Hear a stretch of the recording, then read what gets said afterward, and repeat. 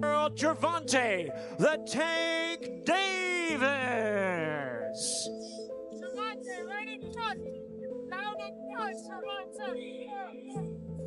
Thing to the body here. Everything to the body. Chopping downstairs. Chopping. Brick hand.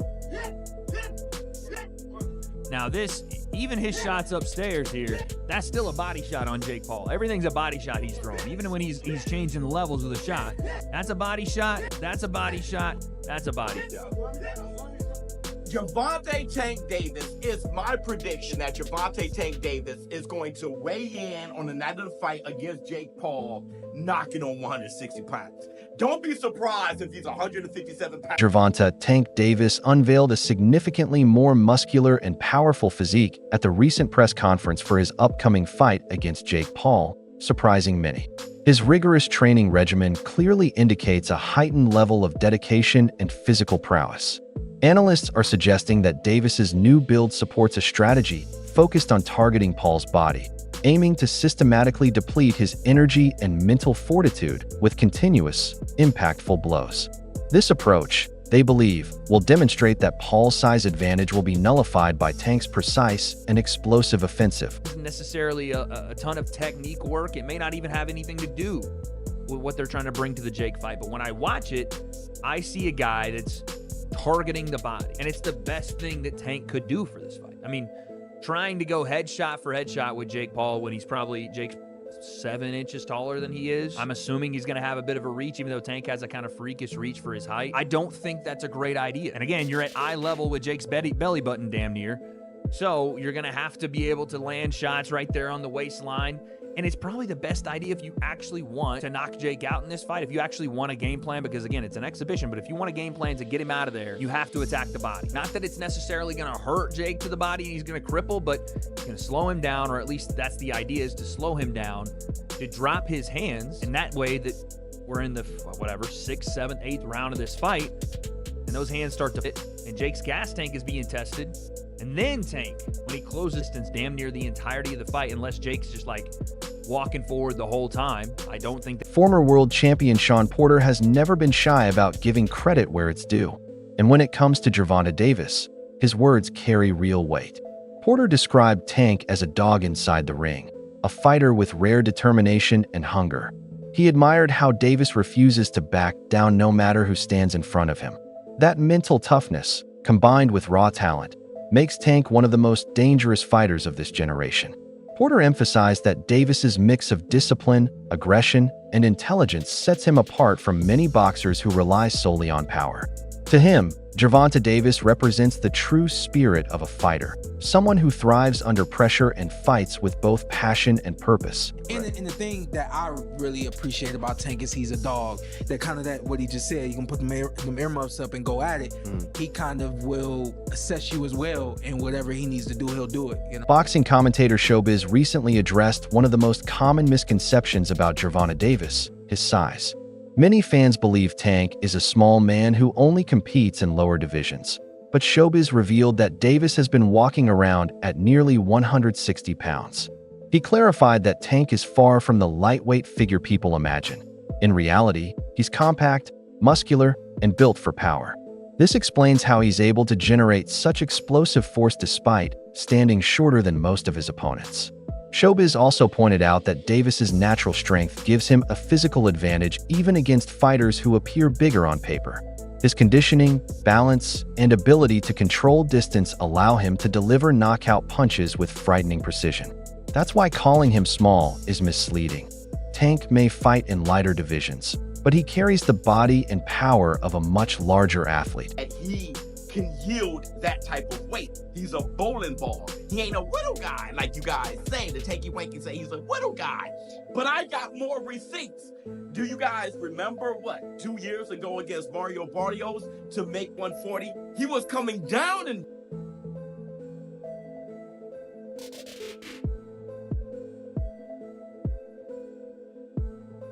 144.1. Leonard Ellerby, longtime advisor to Gervonta Davis, offered personal insight into the boxer's state of mind.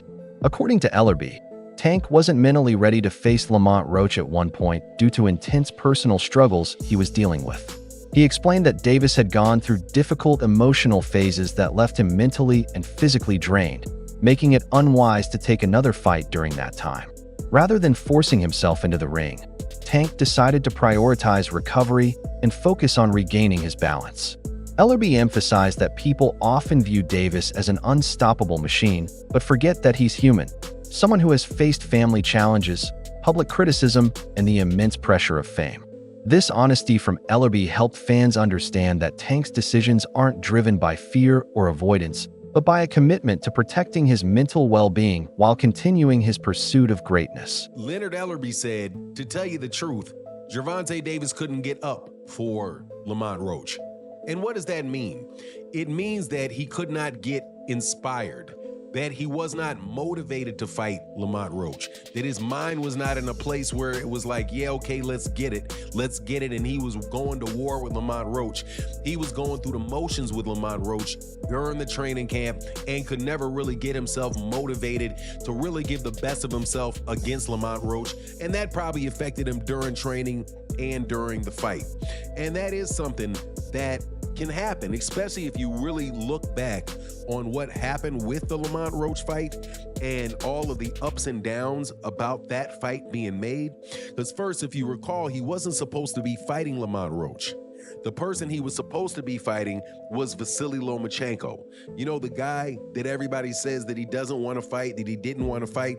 Gervonta Davis was up and prepared to fight Vasily Lomachenko. So it shouldn't surprise anybody that if he tries to make a fight with Vasily Lomachenko, that fight doesn't go through. Then he tries to make a fight with Lamont Roach. He can't get the fight done for Houston with Lamont Roach because there was all kind of venue problems and drama going on around Gervonta getting a venue in Houston. So they wind up eventually moving the fight to New York City and pushing it back even further. So not only is it a fight where he didn't just jump out of from his last fight that he had and jump into a fight with Lamont Roach, he got held up. And then also during that period of time, he had to spend some time in jail for a parole violation after them. Well, I believe that might have been. In one of his most revealing interviews, Gervonta Davis admitted that his original dream was never about championship belts or worldwide fame. What truly drove him to boxing was the need to escape his circumstances. Growing up surrounded by hardship, his main goal was to earn enough to create a better life for himself and those he loved. Over time, success changed his path, but his mindset never did. Tank confessed that even after achieving financial stability, he remains fueled by the desire to stay ahead of the struggles he once endured. That's what makes him so dangerous. His motivation comes from survival, not luxury.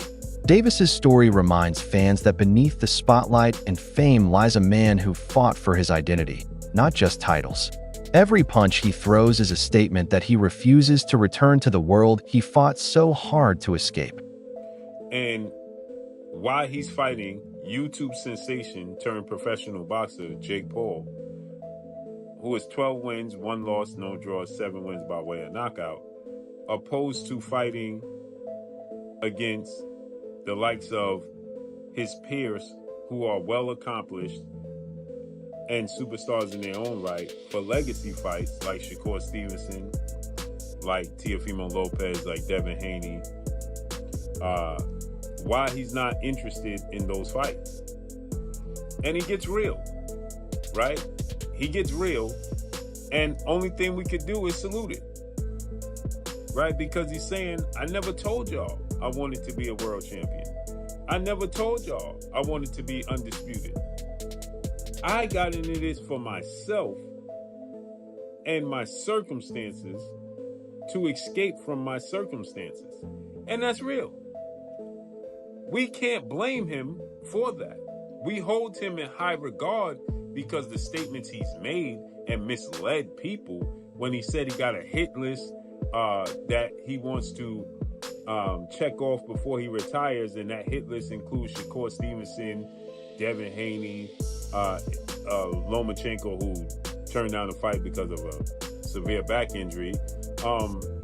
And then he told the world, he told Champside, it would be great for him to become undisputed. So I think that he had a change of heart at some point in time along the way. Former UFC champion Daniel Cormier expressed strong skepticism about the entire Jake Paul versus Gervonta Davis matchup. Watching the promotional build-up, he admitted that the fight feels more like a media stunt than a legitimate sporting contest. Cormier pointed out the massive size difference, explaining that even though Davis is exceptionally skilled, the gap in natural weight could create an unfair playing field.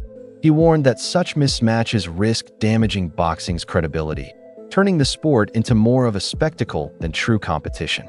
Cormier's tone wasn't dismissive toward either fighter, but reflected genuine concern for the integrity of boxing. In his view, the sport must preserve its foundation, where fights are organized based on skill, weight, and merit rather than attention-grabbing headlines. Jake Paul. Yesterday they had their first press conference. One of the most recognizable things is Jake Paul is huge compared to Gervonta Davis. And two, Gervonta Davis don't even know what weight they fight, D. Maximum weight of 195 pounds for this exhibition. The fight will be contested over 10 3-minute rounds. I said it was 190. The fight is 195 pounds, Tank, as you know. DC, I watched this, and we have our priorities way misplaced when we're talking about boxing. Like, everybody's complaining about this Ali act and all. Like, how is something like this allowed to happen? How is Jake Paul allowed to fight Gervonta Davis? It's I don't know. Completely unfair. It is completely just, it's, I can't say the word that I want to say because I don't want to get canceled, but this fight should not be happening. And the press conference was embarrassing. Gervonta Davis should not have a mic in front of him. It was absolutely embarrassing watching this thing.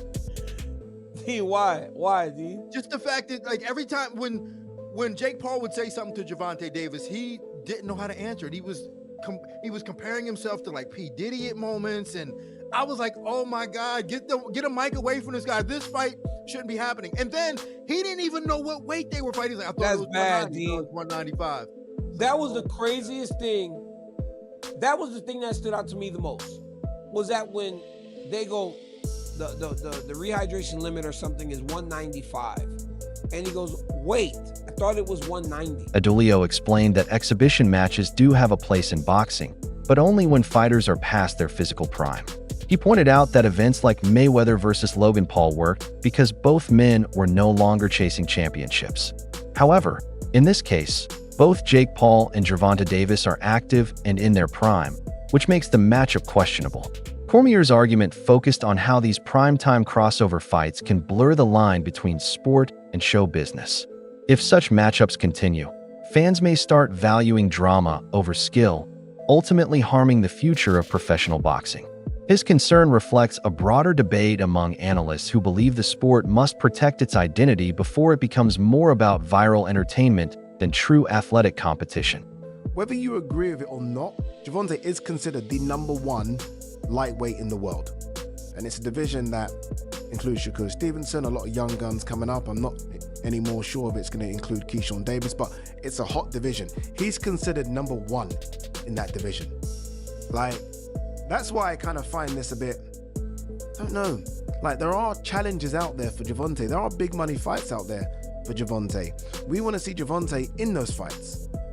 Again, I don't know how many fights people want to see AJ in, just to make the AJ Jake Paul comparison. One, as far as I'm concerned, that was Tyson Fury. I don't really have any interest in seeing an AJ in any other more fights. Whereas Gervonta Davis, I wanted and still do want to see him in so many more fights. So, yeah, it's kind of weird. These exhibition things are, like, really and truly, they should all be when your career's done. Like, when you think of Floyd versus Logan Paul, it's done, right? Floyd versus Conor, did he have one more after? Was that it? I can't even remember. But it was right at the end. It was done right at the end, even if it wasn't, right at the end. These guys having these exhibition fights in between what is the peak of their career is kind of weird for me. Very, very weird. And then it isn't even comparable to Ngannou Fury, because at least these guys were the same size. Like Jake Paul is a 215, 220 pound guy. I don't know what he walks around at. Gervonta fights at 135. UFC President Dana White offered his own blunt perspective, saying that most fans aren't genuinely excited about the Jake Paul versus Gervonta Davis fight for its competitiveness. They just want to see chaos. However, White acknowledged that the matchup could actually benefit Davis more than anyone expects.